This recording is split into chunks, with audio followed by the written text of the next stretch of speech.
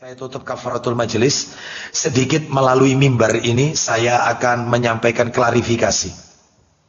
Karena saya menyampaikan hal tersebut di Masjid Pondok Mutiara juga, maka saya harus mengklarifikasinya di Masjid Pondok Mutiara Sidoarjo.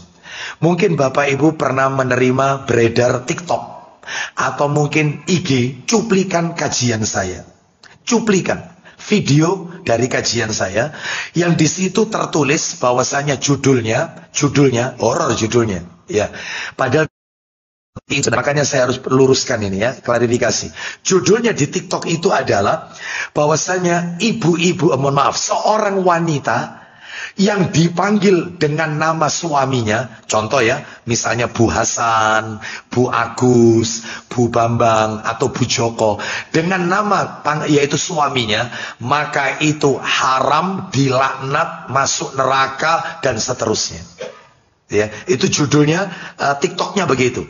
Ini salah paham sebenarnya. Jadi yang dimaksud adalah, yang saya maksud dalam hadis Nabi itu, yang dilaknat, bahkan bukan dilaknat, tidak dapat mencium aroma wangi surga.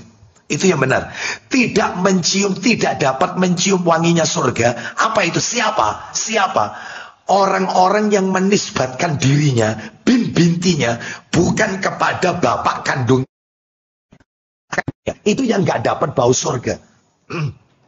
Jadi kalau ada seorang wanita atau laki-laki yang bin atau bintinya itu bukan kepada bapak kandungnya, tetapi kepada bapak atau orang lain, bukan bapak kandung, itu yang ancamannya, sekali lagi ancamannya, tidak dapat mencium aroma wanginya surga.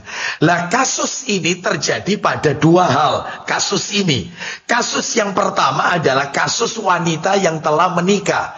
Biasanya di belakang nama wanita itu bukan nama orang tua, tapi nama suami. Nah itu di situ maksudnya. Jadi misalnya wanita itu bernama Farida, laki-laki itu calon suami bernama Hasan. Hasan menikahi Farida. Lalu Farida ini setelah dinikahi, di belakang namanya mestinya kan nama ayah. Ini tidak, nama suami, Farida Hasan. Ya ini yang dilarang. Ya ini yang ancamannya itu nggak dapat bau surga. Ya, terus di masyarakat, lah itu saya jelaskan. Di masyarakat yang lebih santer itu, lebih terkenal, dipanggil pakai nama suami, Bu Hasan, Bu Joko. Bukan namanya. Itu nggak masuk di dalam ancaman ini. Itu kurang tepat maksud saya, kurang afdol. Afdolnya itu ya dipanggil saja nama wanita itu atau pakai nama kunnya. Jadi kalau beredar di masyarakat kita, Bapak Ibu sekalian, ada Bu Hasan, Bu Joko dan seterusnya, itu artinya adalah itu istrinya Pak Hasan, istrinya Pak Joko, bukan anaknya Pak Hasan, bukan anaknya Pak Joko atau anaknya Pak Agus. Maaf ya kalau ada kesamaan nama ini.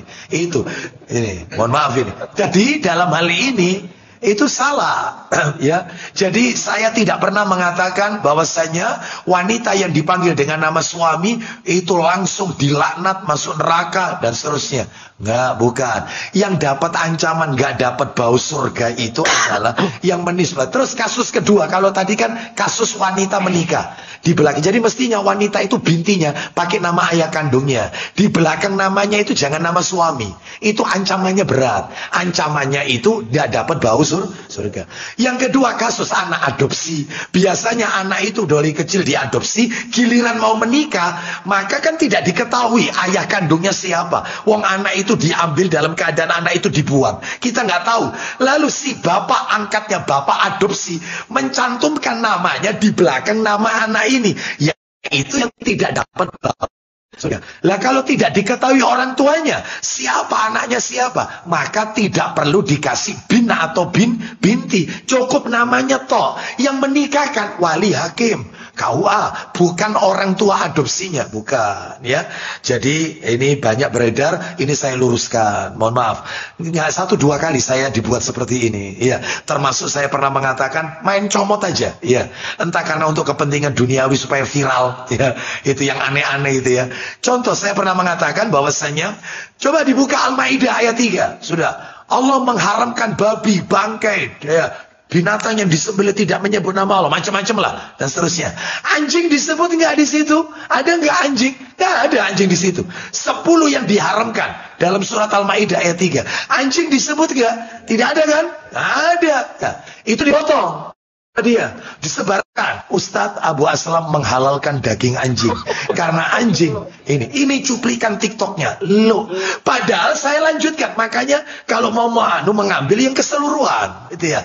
Padahal coba dibuka hadis. Nah, hadis binatang bertaring, anjing itu ya najis, anjing itu masuknya di situ haramnya. Itu termasuk ketika menyebut hewan yang dipukul, hewan yang tercekik, hewan yang terjatuh, hewan yang diterkam binatang buas, itu yang belum sempat disembelih. Saya nyeletuk, apa tadi tolong diulang? Hewan yang dipukul, lele itu diapakan? Lele itu dipukul, langsung dinukil cuplikannya, sebarkan TikTok. Nggak boleh makan lele karena dipukul. Ini saya demi Allah tidak ridho.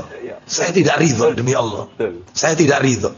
Ya, saya tidak ridho. Ya, dalam hal ini mohon maaf ya, lebih baik dinukil secara keseluruhan. Padahal dalam hal ini binatang air halal tidak? Halal. Ya, wallahu a'lam bishawab. Jadi tidak menjelaskan secara keseluruhan. Wallahu a'lam. Demikian kita tutup ya.